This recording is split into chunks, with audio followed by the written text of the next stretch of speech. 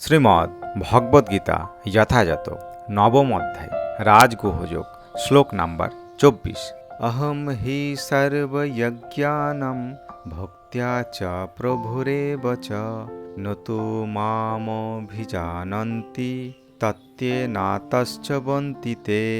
শব্দার্থ: অহম আমি, হি নিশ্চয়, সর্ব সমস্ত, যজ্ঞানাম যজ্ঞের, ভোক্তা ভোক্তা, চ এবং প্রভু প্রভু, এব ও, চ এবং, ন না, তু কিন্তু, মাম আমাকে, অভিজানন্তি জানেন, তত্ত্বেন স্বরূপগত, অত অতএব, চবন্তি অধপতিত হয়, তে তারা।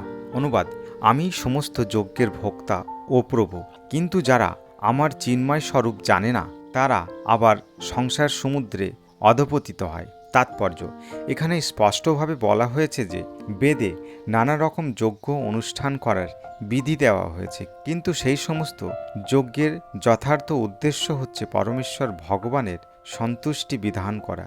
যজ্ঞ শব্দের অর্থ হচ্ছে বিষ্ণু।